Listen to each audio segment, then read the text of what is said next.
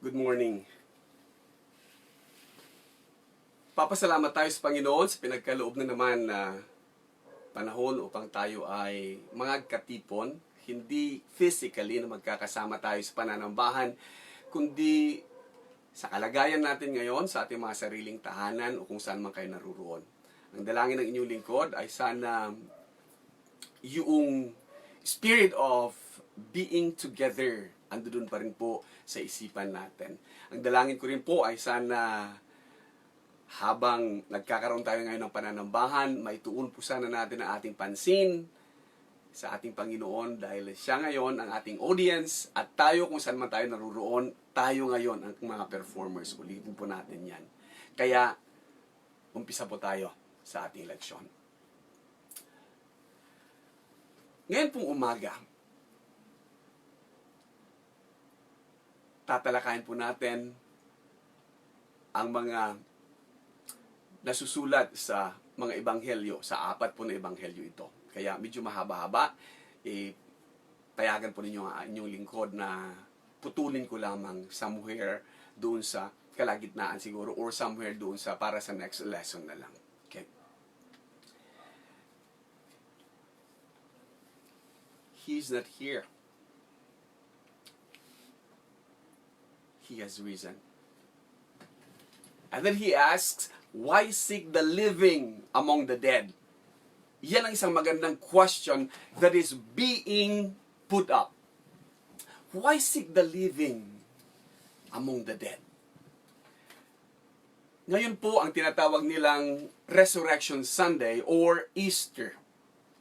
Marami po sa mga the entire Christendom, yung tinatawag na the whole Christendom, ay nagsiselebrate ngayon, bagamat magkakaiba ang tradisyon, bagamat iba't iba ang pinanggagalingan ng bawat isa sa atin.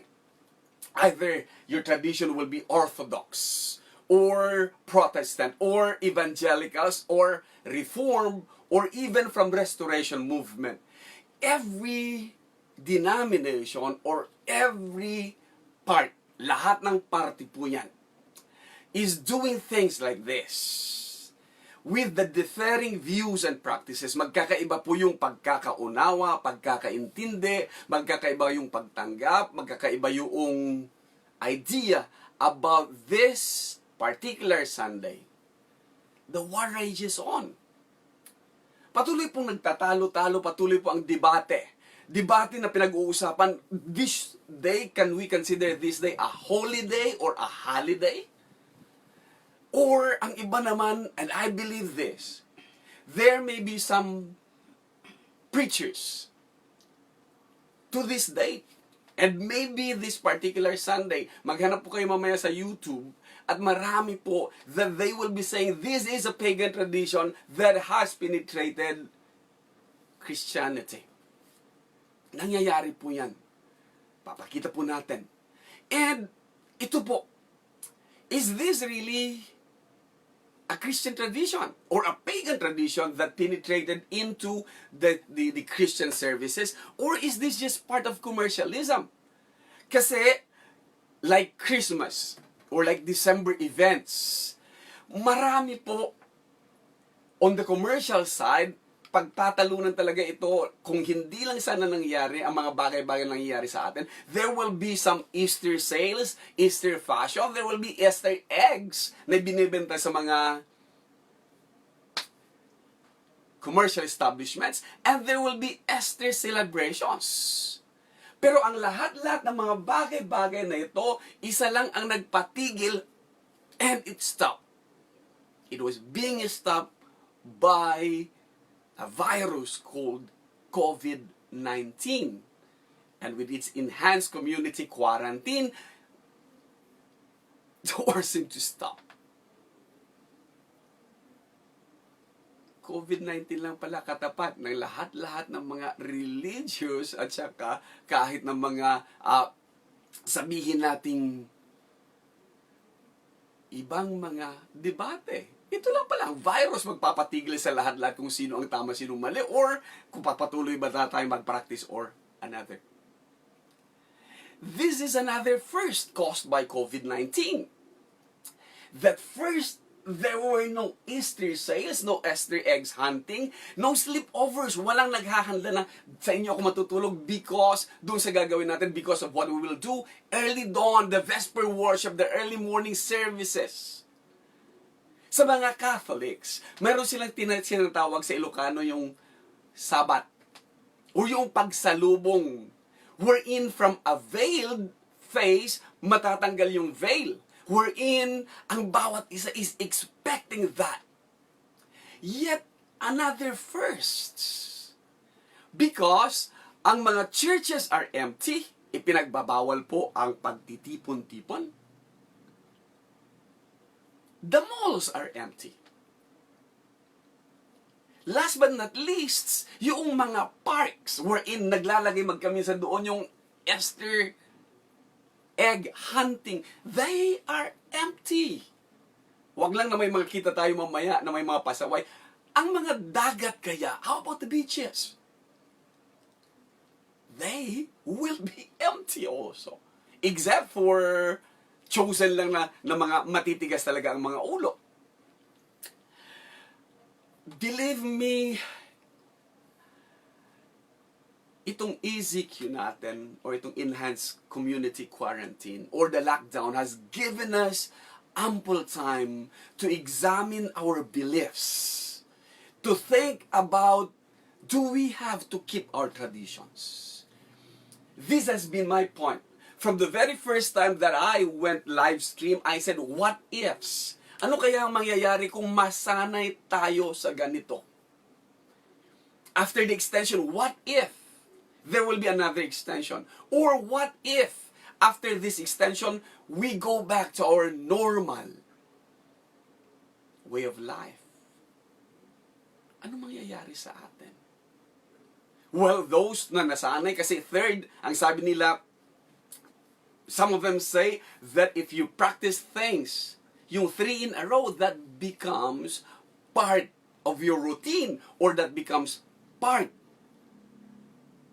of your habit. Nagiging habitual, pagkapaulit-ulit na ginagawa, nagiging habitual. And here is my concern. What if after the lockdown, naging habit na natin na, pwede pala na we could worship God in the privacy of our rooms. We can worship God wherever we are. And that is truth. And we give up meeting together.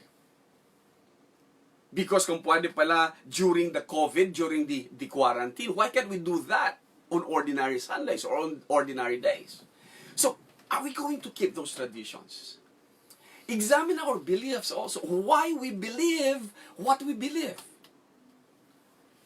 And that has been the thing.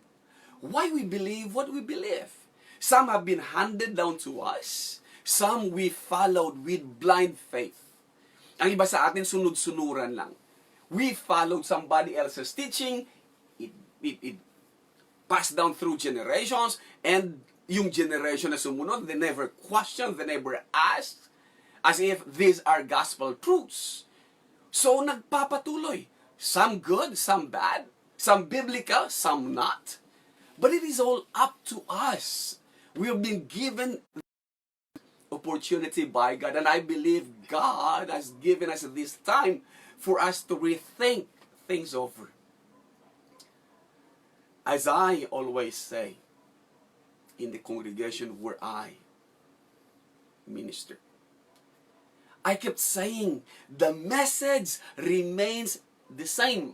The message, the truth remains the same. But the presentation, the approach changes. Nagbabago po. The same thing. We worship together. Hindi nga lang sa isang auditorium. We come together to worship. Our heart is saying, we would like to worship God. My heart is saying, I would like to see my brethren. Hinahanap ko si Junjun. Hinahanap ko talaga si PJ. Hinahanap ko si Amor. Hinahanap ko yung mga kabataan. Tirel. Birthday pa pala. And this will be a celebration sana. Yet we can't do that. So we examine our beliefs. At sana, makita din natin, we examine our beliefs that sometimes they are pagan practices na nilagyan lang ng Christian touch. Anong punto? And we ask that, and we need to be asking that. Or mayroong mga community need like our ECQ na kailangan nating mag-stay put para hindi na kumalat pa ang virus na to, para ma-flatten natin yung curve na tinatawag, yung pag-rise na ganyan, ibagsak na natin yan. And so, ang may tutulong talaga ng pamilya ko is that lockdown. Hindi tayo dapat isa sa mga pasaway. Masakit na ang ulo ng gobyerno natin. Masakit na marami na tayong mga frontliners na nawala. Experts in their own fields. Ang dami na po. And then there are a lot of grieving families kasi wala silang panahon na iyakan, wala silang panahon na lamayan, wala silang panahon na damayan. Ang mga infected, ang mga nag-suffer because of COVID-19. Kaya lagi kong sinasabi, mga kapatid, maging halimbawa sana tayo ng sinasabi natin, halimbawa sana tayo ng pananampalataya natin.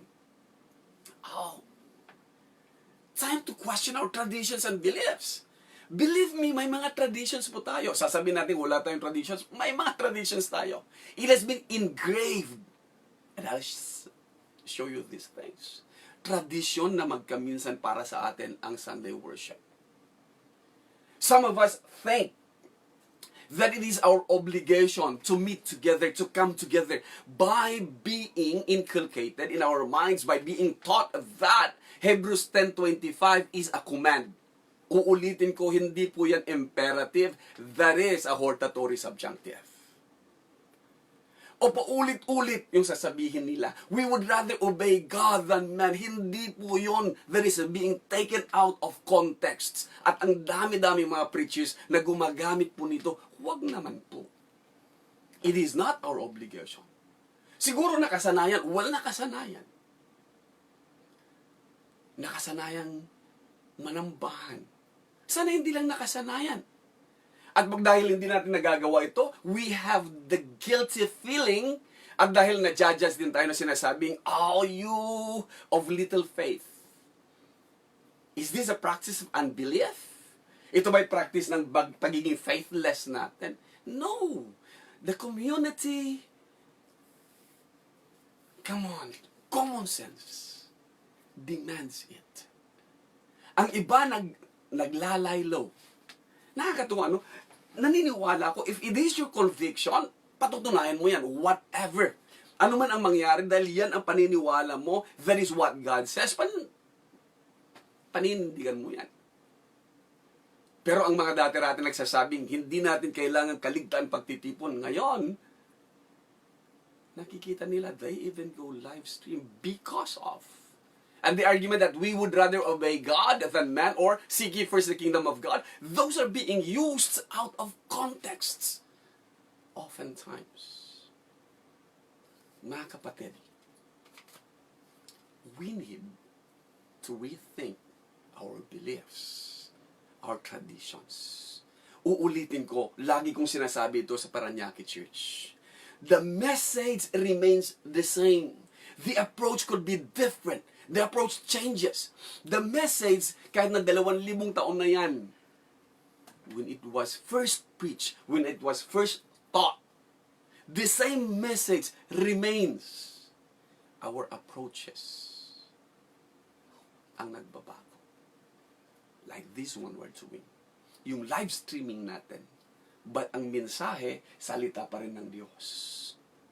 Let me encourage every one of you to please take notes, pen natin, ihanda natin, and we will study the resurrection account from the 4 Gospels. Andito yung 4, and nakakatuwa. From every perspective, may bawat isa sa kanila. If you know to whom it is written at anong purpose ng bawat Gospels na yan, ba every writer, kung anong nasa harapan nila, or ano ang audience na nasa isipan nila. But I would really like for you to study with me given the time, but it would take a lot of time. Sabi ko nga, habang pinaghahandaan ko to, it would take a year siguro i-present ito or a semester i-present ito. But be that as it may, let's go over. And here are the things na titingnan natin. Sa account ng resurrection, it will be a rumor to reality. It will be answered prayers and tradition to transition. Yan ang mga bagay-bagay na kailangang isipin natin while reading 28 of Matthew, 16 of Mark, 24th of Luke, and 20 of John. Let's go over those things. Sabi ko nga kanina, presentation time could probably be hindi pwede in just this setting. I could talk kahit past lunch, kahit hindi na tayo nagla-lunch. Sometimes even my students in Bible school, nakakalimutan namin mag-lunch because we get so immersed with the text na nakakalimutan namin. But I will not be doing that sa ating lahat mga kapatid. But given the presentation time, I just would like for us to go back. Ano-ano nga ba ang mga bagay-bagay na nag-transpire? What transpired before the resurrection? One, Thursday. Thursday night nangyari ito. Jesus instituted the Lord's Supper. Yung Passover. He uses that. At ang Lord's Supper na yan, believe me, we will be discussing that next week. God willing. So after the Lord's Supper, ando din yung foot washing. After that, comes Jesus praying in the Garden of Gethsemane. Kung saan, sa tindi ng kanyang sorrow. Nakakatuwa, no? Sa John chapter 12, he did not consider asking God to take this away from him. Pero doon sa prayer sa Gethsemane, he said, not my will, but thine. Those are the things. Kung titingnan natin maigi, these are the things na nangyari from that on hanggang madaling araw, Thursday hanggang Friday. Early morning of Friday, yun yung arrest and trial. Sa gabing-gabing yon, inarrest siya ng Thursday night, inaresto siya, binitbit siya sa bahay ng high priests. Dinala siya sa kabila, And the following ay yung punishment at crucifixion. O sa crucifixion, ang dami tayong dapat mapansin doon. And even doon sa temple na nangyari, yung pagkapunit ng dividing line ng curtain between doon sa temple, between the holy place and the most holy place. Yung dividing line, it was broken down. And ang nangyari, mula sa taas, binuksan ng Diyos na wala ng most holy place o wala ng holy place. May access ka na. Sino man, hindi kailangang high priest lang makakapasok sa most holy place. Lahat. We have had that access. Kaya sa Hebrews nakakatuwa. At yung basically, Hebrews chapter 10. Let us approach the throne with confidence. Dahil may access tayo through the blood of Jesus. Pag-connect natin, but because of our presentation constraint, hindi po natin mapupuntahan yon. And the next to that, after crucifixion, we have the burial before he died around 3. Or he died at 3. So bago mag-sunset, kailangan tanggalin na lahat ang mga katawan na nandoon because the following day is Sabbath. It is a rest. Walang tikilos, walang gagawa. And thinking that this is a Jewish background, they are Jews. Wala talaga. No work talaga on a Saturday. Kaya marami nagsasabi sa Saturday na yun, that is Black Saturday, or para sa akin, Black Saturday. They've been blocked to do anything. Because wala ka talagang trabaho on that particular Saturday or on the Sabbath sa lahat-lahat ng mga Hudyo. You can go over at makita nyo yung history nila sa bagay na to. So on a Black Saturday or Saturday after the death of our Lord Jesus Christ, the disciples kung kaya niyong maisip ito. With all the things na nangyari, yung app nila ng Lord's Supper and the foot washing, yung high, emotional high. And then, yung down, wherein nakita nila how their rabbi was arrested, paano siya maltreated, paano sinampal, paano pinarusahan, and they got scattered. Nobody among the disciples, even Peter na nagsabing, patayin man ako, hindi kita iiwan. But you could see all of the disciples nagpulasan nagtakbuhan. So this whole Saturday, mayroon silang buong araw na pag-isipan at maaaring may mga flashback doon sa 3 years na kasama nila ang Panginoong Jesus, yung kanyang teachings, yung kanyang miracles, yung mga bagay-bagay na mga na nangyari sa kanila, the promises made. And now, wala na. So there must be the grieving for their teachers. And some of them, siguro kagaya ni Pedro, mayroon siguro siyang guilty feeling. O kagaya ni, who was Andrew? Ang makikita nyo doon sa trial, 2 disciples lang. 3, including John Mark, but this is not part of the disciples. Or part of the disciples, not part of the apostles. Among the apostles, 2 lang mapapansin nyo. One watches from a distance, that is John, the beloved. He watches from a distance. Or, yan noon si Pedro, watches from a distance. Pero si John, lagi nakakalapit. 2 lang sila talaga na makikita ito. Pero, ang mapapansin natin that Peter, watching from a distance, and then, andun siya, habang kasama niya, he denied the Lord thrice. So, alam niyo yung guilty feelings? Yung broken dreams. Yung broken promises. Let me remind you, if you have lost, subukan nyo ng, you lost a loved one. Ang daming flashbacks.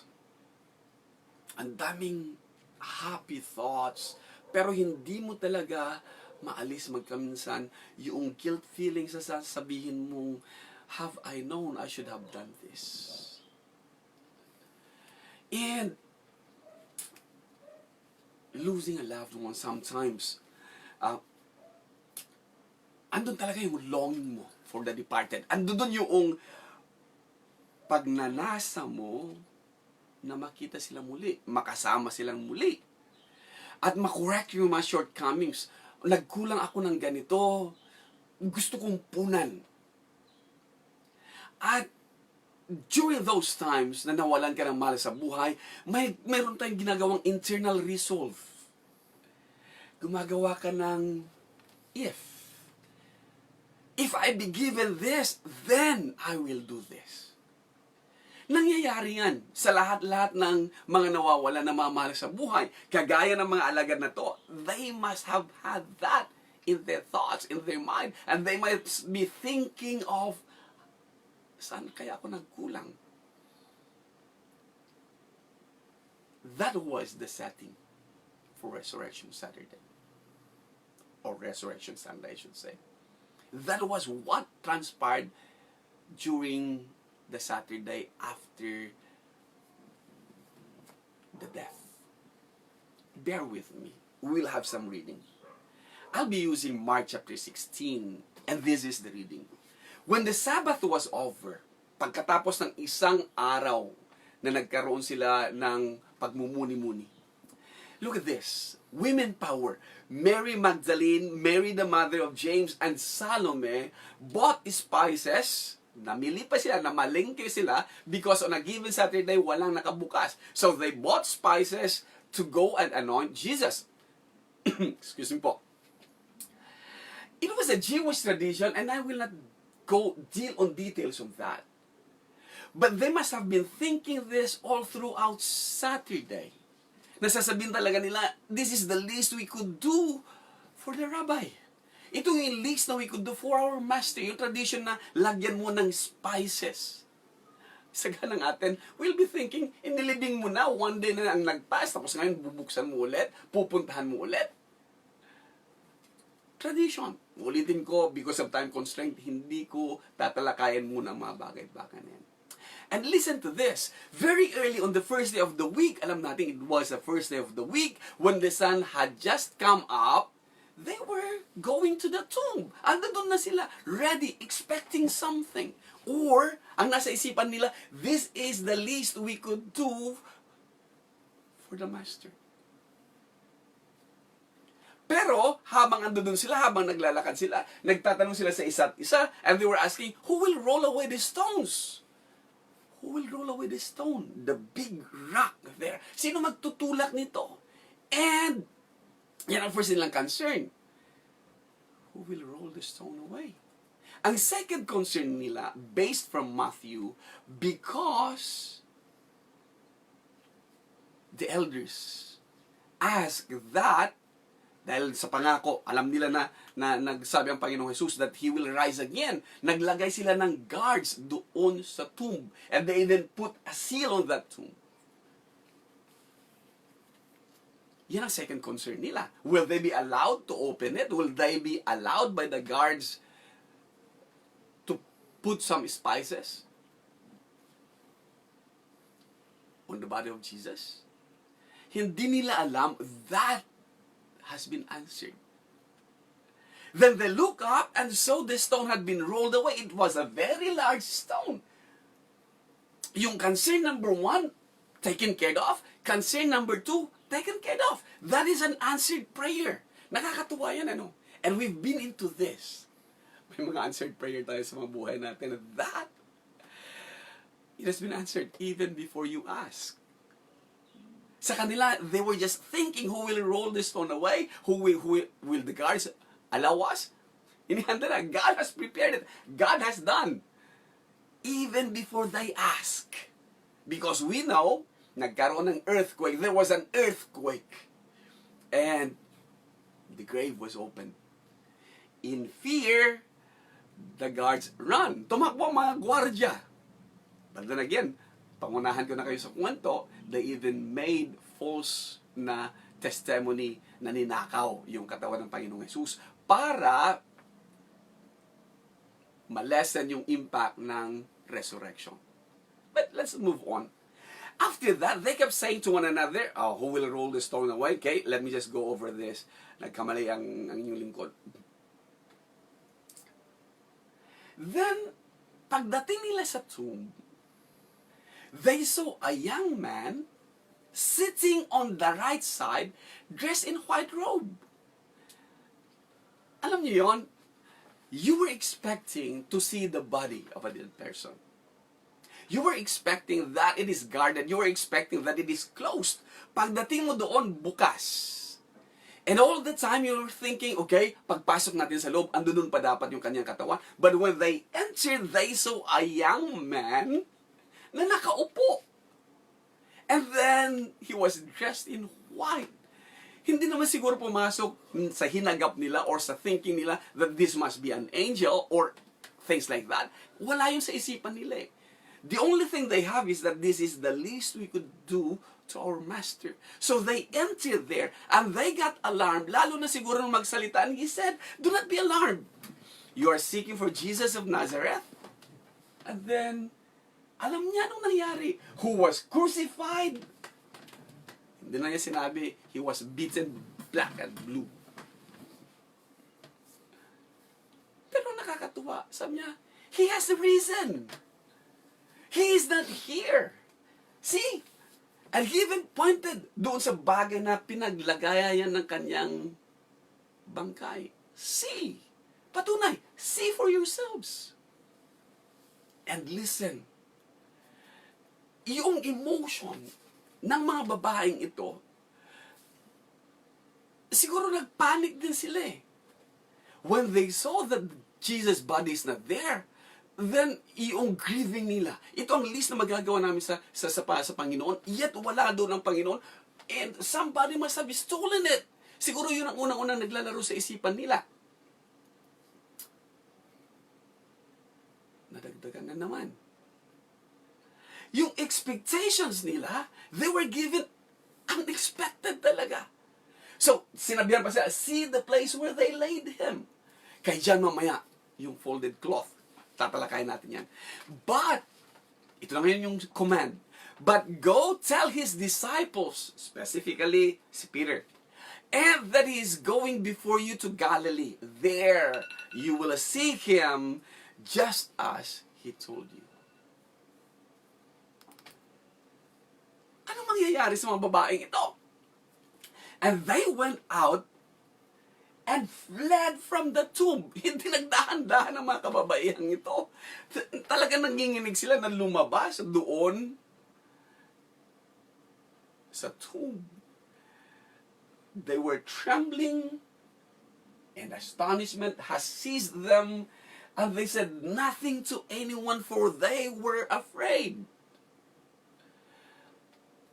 Inalihan sila ng matinding takot.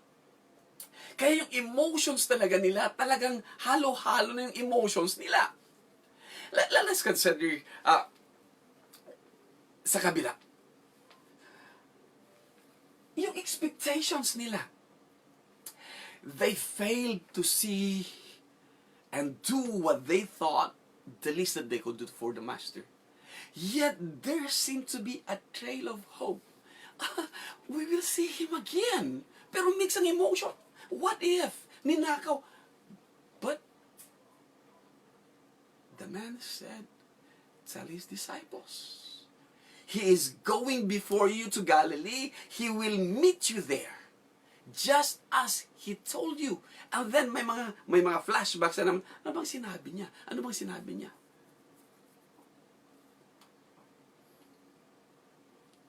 Trail of hope. We will see him again. Trail of hope. He is risen. Trail of hope. Yung hindi ko nagawa before na namatay siya. A trail of hope. Mensahe. Let's consider John. Sa John chapter 20, verse 3, matapos na sabihin ng mga babae sa kanila, matapos na sabihin ni Mary Magdalene, ni Mary, mother of Salome, at saka ni Salome, Mary, mother of James, ang nangyari when the disciples heard it. Ito, Peter went out with the other disciple, that is with John, and they were going toward the tomb. Nagunahan sila, naghabulan sila. Both of them were running together, but because the other disciple was younger than Peter, and he reached the tomb first. Kakatuwa yan, no? So makikita natin that indeed, John is a lot younger than Peter. Tumakbo man sila, John, because of youth, must have arrived there first. But listen to this.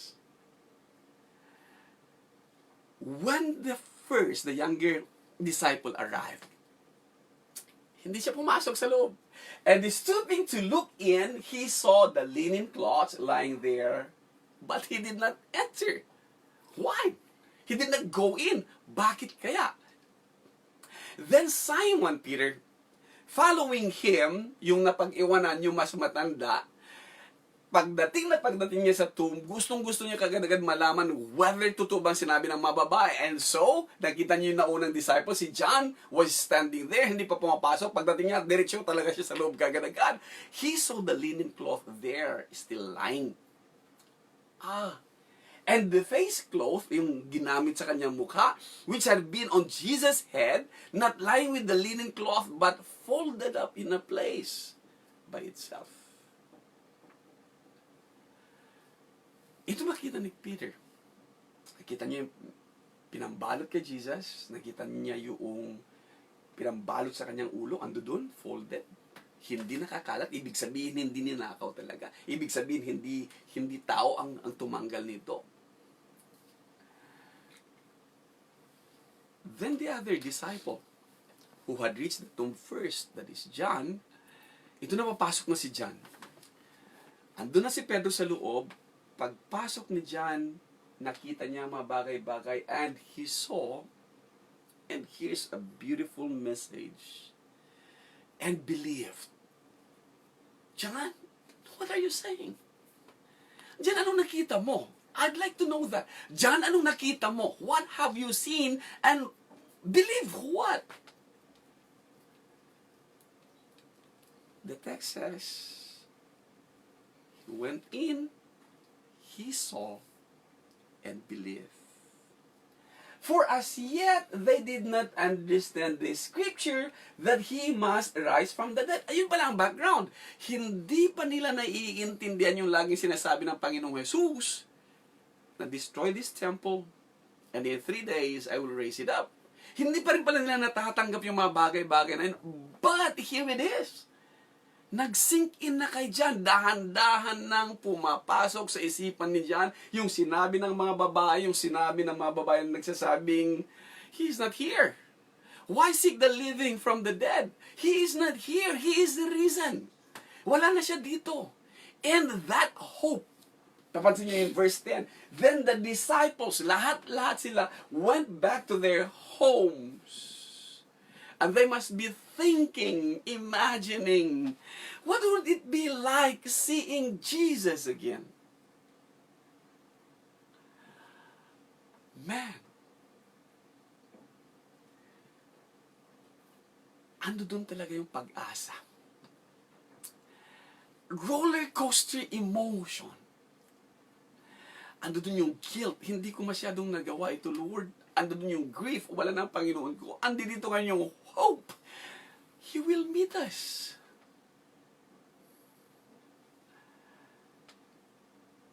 Hindi mo maalis-alis yan. He is not here. Siguro paulit-ulit. He has a reason. Paulit-ulit ito. Walang katapusan. Only, why seek the living among the dead? Because of this, paulit-ulit na flashback sa isipan nila, He is not here, He has risen, why seek the living among the dead? They must have resolved something in them. Mayroon sila nito. They must have resolved kasi wala pang patunay, hindi pa nila nakikita. He is alive.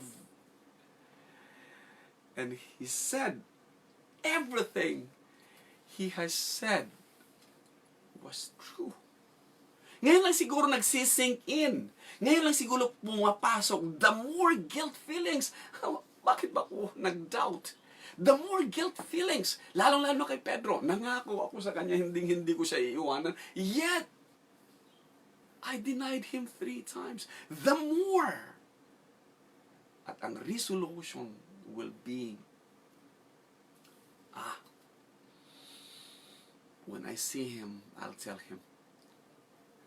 At hindi na siguro nila mapigilan na mahintay, na makitang muli ang Panginoong Jesus. Makitang muli yung rabbi, yung master. Makitang muli. Oh. Sa panahon po natin ngayon, ang daming mga frontliners natin ang nagbuwis ng buhay. At ang daming mga grieving families also, na wala silang pagkakataong mag-grieve. Wala silang pagkakataon na ipakita the least man lang sana na magawa nila sa mga mahal sa buhay. Ang dami nating mga frontliners, mga experts sa kanilang fields na kinuha ng COVID-19. At itong isang bagay na kinakatakot natin, it seems to me like death lurks around. Parang ang karit ni kamatayan andyan at nakaamba sa lahat-lahat sa atin. Nakaamba sa lahat ng nilalang. Kaya mayroon tayong feeling of hopelessness at mayroon tayong feeling of helplessness. Hindi natin mapaglabanan ang isang kalaban na di natin nakikita. Hindi natin mapaglabanan ang isang bagay na walang sagot para sa ngayon. Walang gamot para sa ngayon.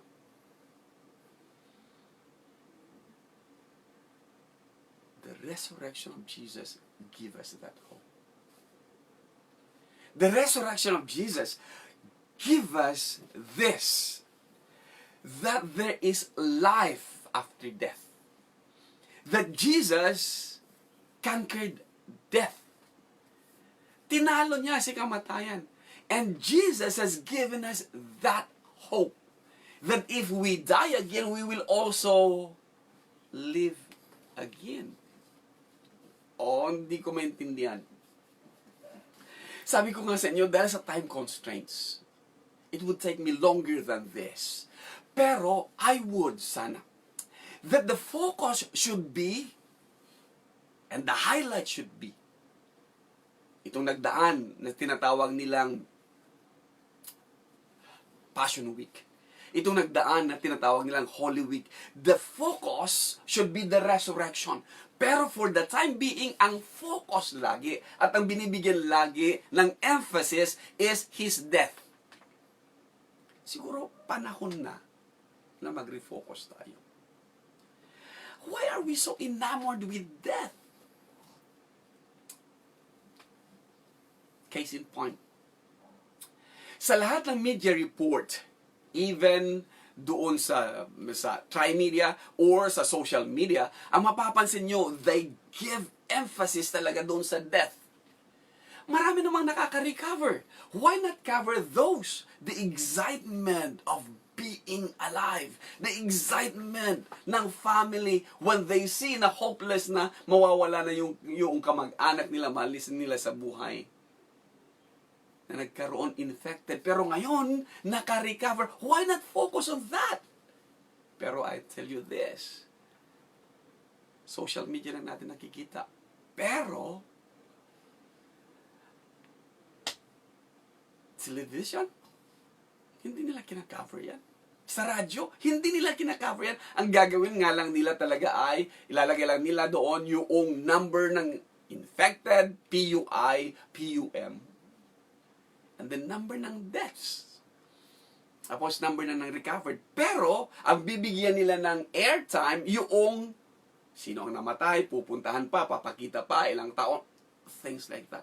Kaya nakita ko dito is, our focus seems to be on death. Kaya tuloy, ang media natin, sasabihin na huwag tayong matakot, but then again, they become messengers of death.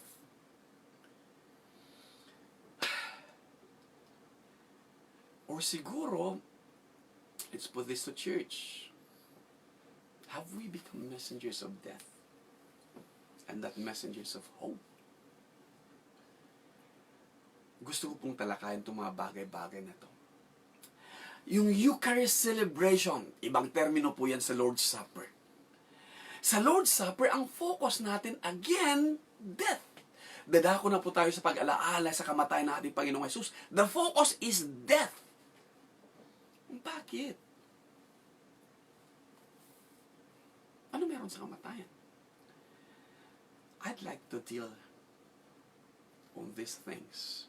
At ihanda po natin ang ating mga isipan. We will be dealing with this sa next week po na lection natin. Uulitin ko, the message remains the same. Yung approach, yung presentation, ang nababago. Again, when we look at this, Calvary, the tomb, taken away, hindi natin maiaalis talaga. Sinasabi niya, He is not here. He has risen. So why seek the living among the dead? Magandang umaga po sa ating lahat, mga kapatid. Ito po muli ang inyong lingkod, si Ronnie Cariaga. Muli, aanyayahan ko po kayo. Mayroon po tayong online Bible study every Monday po, 3:30 to 4 or 4:15. At tuwing Huwebes po, 3:30 to 4. At ito po ay naka-live. Papasalamat po ako muli. Ako po ang inyong lingkod, Ronnie Cariaga. Salamat.